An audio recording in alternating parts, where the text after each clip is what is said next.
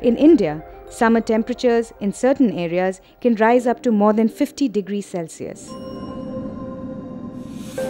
Completely enclosed buildings behave like a greenhouse, letting heat in but not allowing it out, making the interior spaces of buildings uncomfortable. Air conditioning is then used extensively to bring down indoor temperatures, leading to an increase in energy consumption and related costs. Effective building orientation and facade shading can help buildings use minimum energy for heating, cooling, and lighting. Proper insulation in the facade further reduces energy consumption by making it difficult for heat to pass through inside the building. This helps keep the heat out in summer and traps it inside during winter. In Irad, insulation is coupled with simple fixed overhangs used to shade south-facing windows in the summer when sun angles are high.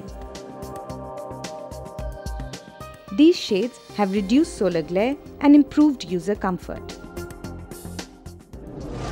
Reflective materials are also used on the roof to reflect the sun and reduce the heat transmission into the building, helping in reducing the urban heat island effect.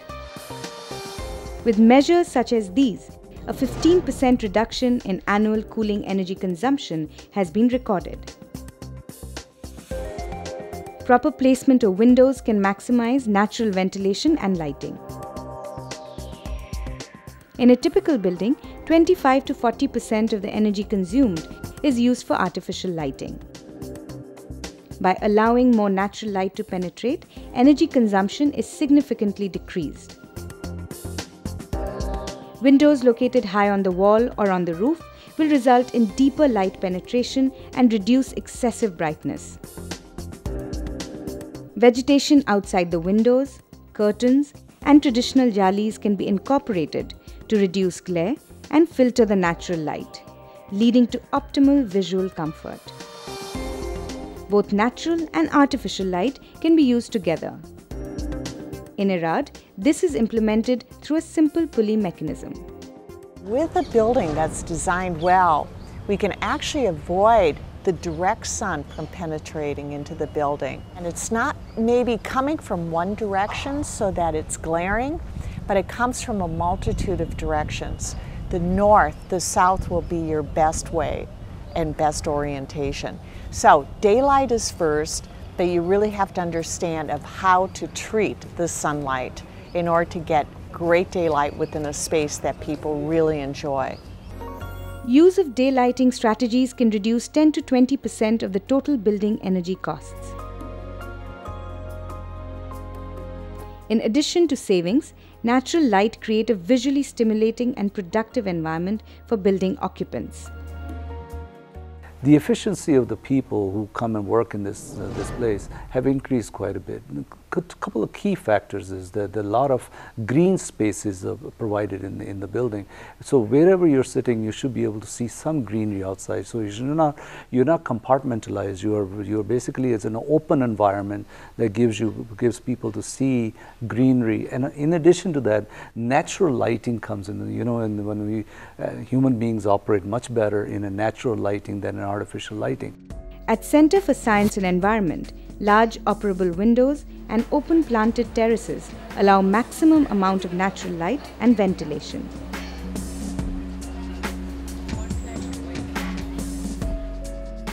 Lush gardens and trees in the complex create a cool microclimate, leading to improved productivity of occupants and health benefits in the long term.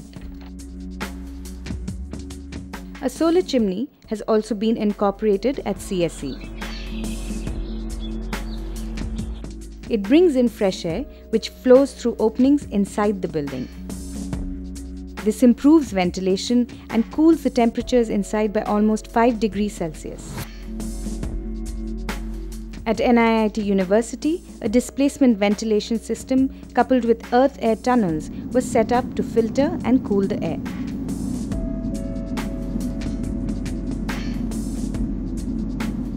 This uses only 30% of the energy required as compared to a typical air conditioning system, ensuring a comfortable and dust-free environment. no air conditioning, therefore no greenhouse gases that are a byproduct of air conditioning.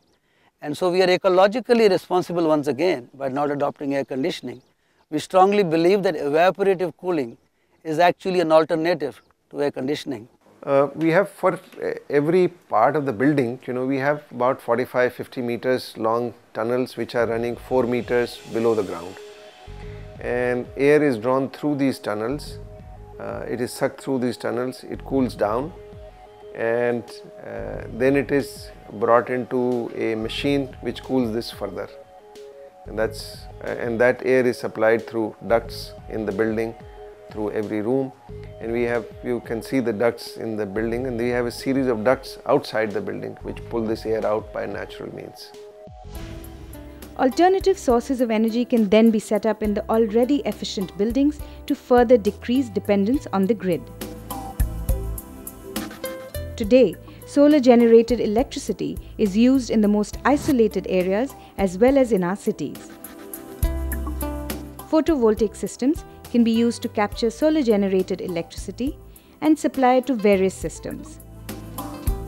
With the photovoltaic array that is installed at Iran at the moment, which has a peak capacity of 35 kilowatts of supply, what we found is that this generates enough electricity for all daytime office functions to be run on solar energy, including ceiling fans and even the air handling unit fans you can run. The only thing that this is not able to take care of is the energy consumed by the air conditioning chiller.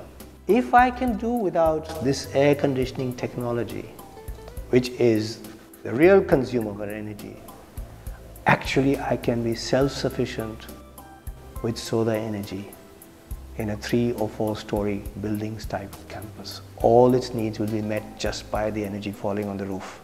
Since we have installed the solar energy in this building, we have been saving up to 600,000 rupees per annum. Biomass is another emerging technology for producing renewable energy on site.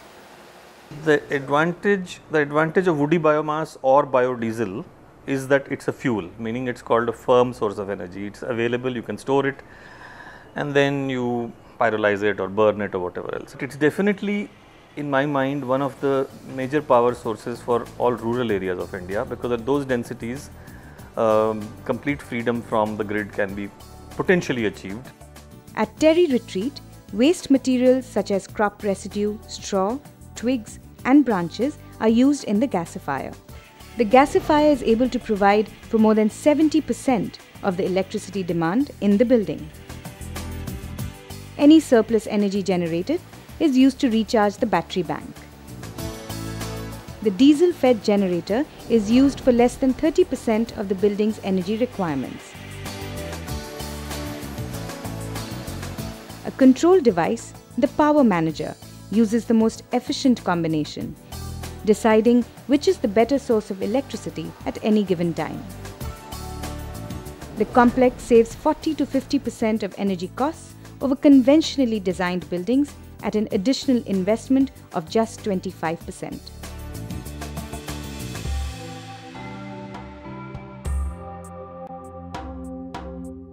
The eco-commercial building, built by Biomaterial Science Private Limited, is a unique example of sustainable construction.